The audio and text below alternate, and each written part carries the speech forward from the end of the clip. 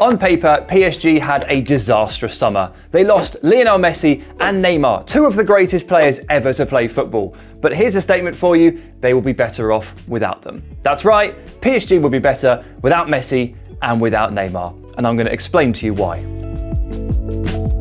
But Sam, I hear you say, they're not even top of Ligue 1. They always win Ligue 1, don't they? Not necessarily. France does produce some other good teams sometimes, and PSG don't always win the league, but obviously they should be favourites every year. And yep, they had a bit of a rocky summer with Kylian Mbappe. He kind of tried to leave. There were some tensions, and they've already dropped a few points. They lost to Nice, and we will get to that. We'll definitely analyse what went wrong there. But we've seen a couple of performances recently, the 2-0 win against Borussia Dortmund in the Champions League and the 4-0 win against Marseille, the bitter rivals, where I saw something that I haven't seen from PSG in quite some time. A team. A genuine football team working for each other and functioning well, and that's what's impressed me, and that's the key reason as to why I think PSG are going to be better this year, and we're going to explore that. All right, let's map out PSG against Dortmund on the board and show you exactly what I mean. Here's what they look like. PSG in the classic Luis Enrique 4-3-3. He almost always goes for that. Dortmund responded with a 5-3-2. I think the idea was that they would absorb a lot of pressure in the defensive third and then use the pace of Adeyemi and Marlon on the counter-attack and try and fling the ball forward as quickly as possible. It's a pretty good idea if you are the inferior team to PSG. It didn't really work for one reason or another, but it's a sound idea for sure. But what really impressed me about PSG here was the nice left to right balance they've got.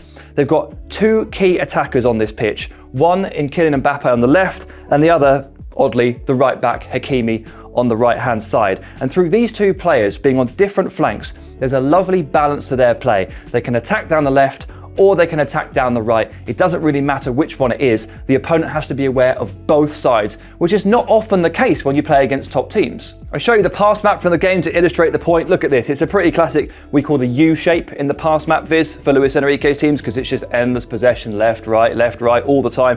But Mbappe here, very well connected. Hakimi here, very well connected. Not so much in the middle because Dortmund obviously put 6 players in the centre to block that out. But the fact that they've got both of these flanks going, they've got them both combining, and they're both involved in the game is really important. I'll give you a contrasting example. Liverpool, extreme right-sided bias. Mohamed Salah, why wouldn't you play around him? Trent Alexander-Arnold just behind him, why wouldn't you move the ball to the right-hand side? Or Real Madrid from last year, Vinicius Jr. on the left wing and Benzema moving over to join him. Why wouldn't you have a left-sided bias? It's not necessarily a problem, but if you can provide a healthy skeleton like this, where you've got a nice left to right balance and keep your opponent guessing and be genuine on either side, it's such a massive help to breaking teams down. So what ended up happening was this. PSG pushed Dortmund all the way back and they end up defending super deep here in their own box.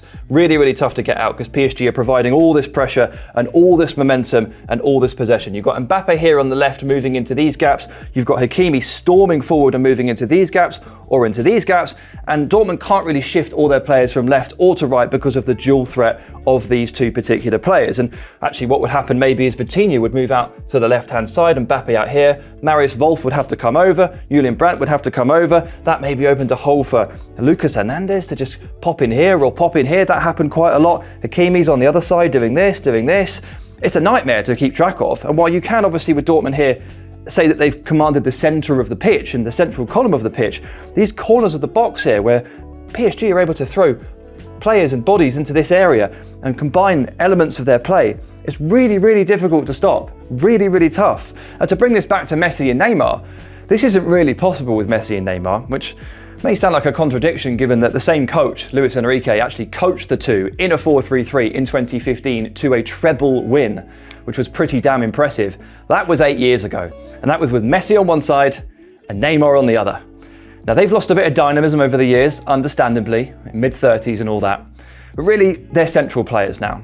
And while they were once able to provide this exact balance that I'm talking about from the left and right flank back in 2015, nowadays they are central players. They'd be clogging the centre, and ultimately, along with Mbappe, that's 3 alpha players all trying to demand the share of their ball and their team and try to dominate possession. It doesn't work. It simply doesn't work from a defensive element, but it doesn't work from an attacking perspective either because there is no balance and there is no width to it. That has now been solved. Now let's go to the game against Marseille that they won 4-0. Now this is a really tough game. They're big rivals and this is a heated atmosphere. So to come out of this with a 4-0 win is always impressive.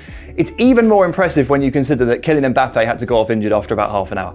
Because without Messi and without Neymar and then without Mbappe, you might genuinely be asking the question, well, hang on a minute, PSG have lost all their stars. What's going on? How are they going to win? And yet they came out with a 4-0 win. So there's three really, really interesting things that happened here that give me a lot of faith in this team. Number one, they gave Achraf Hakimi the keys to the attack and the freedom to move around in the absence of Mbappe. So they have an answer despite the fact that all three of the big guns have gone. Hakimi from right wing back moves up here, he moves in here, he does all sorts of stuff. Dembele putting players wide, Hakimi ends up in this pocket, he's making all sorts of different runs. It's really, really impressive. And what's actually really interesting here is that for the second goal that essentially makes this 2-0 and probably ices the game, Hakimi ends up in this general area here and ends up firing this shot up against the post, which Kolo Muani nips in and tucks away for 2-0. So Hakimi from 25 yards is making the difference. He's moving in and out of pockets. They're giving him the license to move and affect the attack in the absence of Mbappe. They've still got options even outside of the new forwards that they've brought in. Second,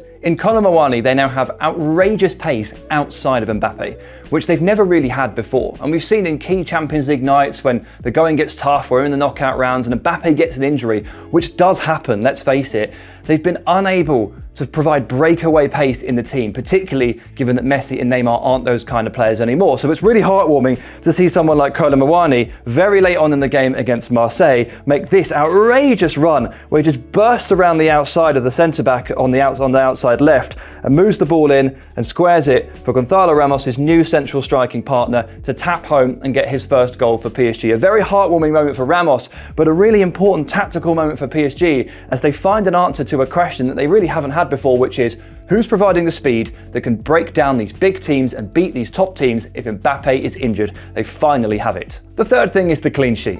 It's a clean sheet, and they got one against Dortmund as well. The team is functioning very well. They're pressing high, they're working hard for each other. Okay, Mbappe's not doing too much running. He never really does. He does a bit, maybe a little bit more, but it's okay to save his legs for those kind of explosive moments. And they bought strikers like Gonzalo Ramos and Kolo Muani, who are absolutely okay with doing that work for him because they recognise him as the star. So no Messi, no Mbappe, and no Neymar in this instance. A 4-0 win, great defensive performance, and 4 goals. You can't ask for more. So that's all on the ball stuff. And look, last season before, for all of their faults, PSG were still pretty electric on the ball at times. It was off the ball that was the real problem.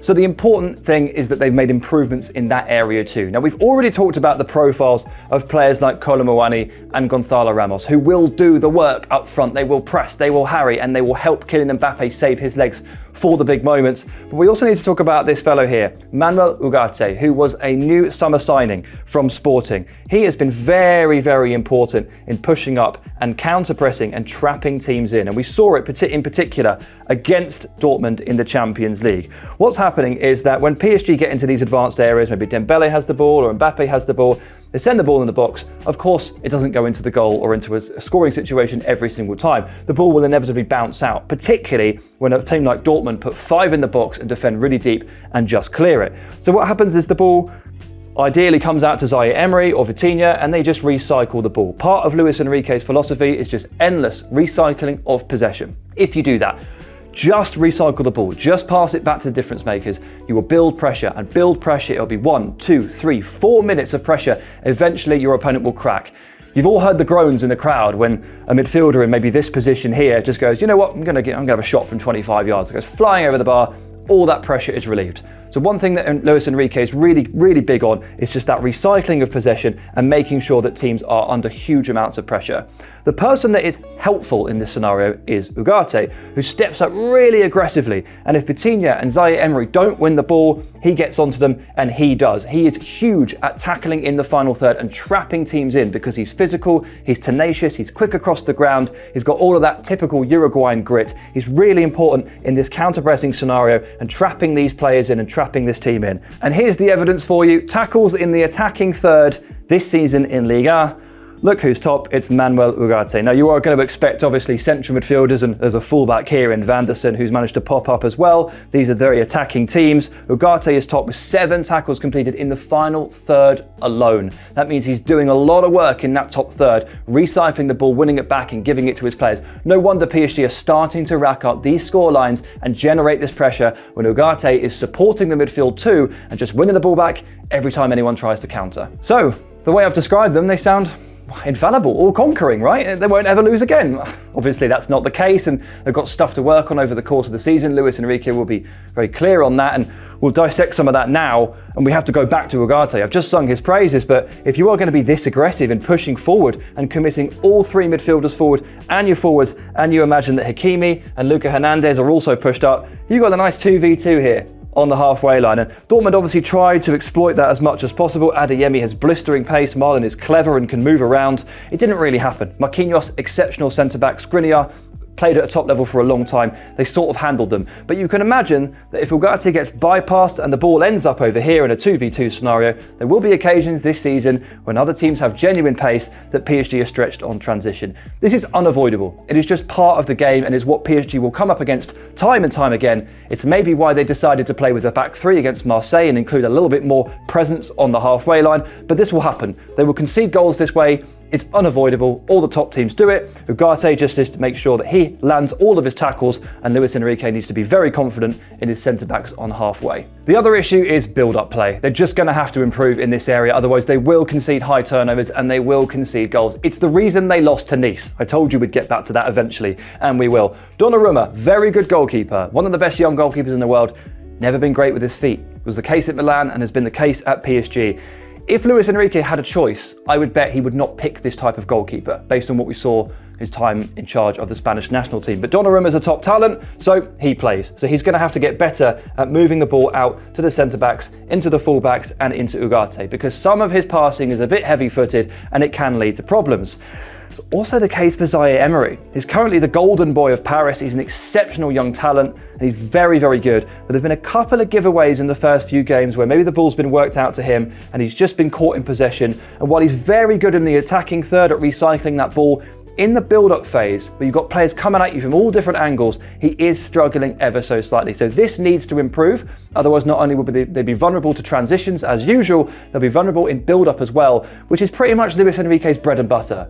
Like, he absolutely demands possession for possession's sake, death by 1,000 passes. If they can't do this, they will not improve, they will not get to where he needs them to be. So, let's sum it up. First of all, Kylian Mbappe, the lone star in this team, the alpha, the uncontested. They all work for him. They all do everything they can to make him a success. They let him save his legs for those big moments. The profile of the attackers that they've brought in to support him, Gonzalo Ramos, Randal Colomwani, they're very good in their own right, but they will work for Mbappe and they will allow him to save his legs and move PSG into a more modern format, which is pressing from the front, work rate from the attackers. If Mbappe is injured, Colomwani has the pace to provide that threat on the counter that they were lacking without him last season, and you have Achraf Hakimi, who can take on the X-factor attacking load, move up and down the pitch, into pockets, shoot, create, whatever you like. He scores great goals. What they're seeing from him right now in Paris is the best version I think we've seen of Hakimi since he played for Inter, where he was genuinely world class. And the endless cycling of possession, the Luis Enrique way, between the midfield three, up and down, left and right, in triangles, it will suffocate teams. They will rack up huge scorelines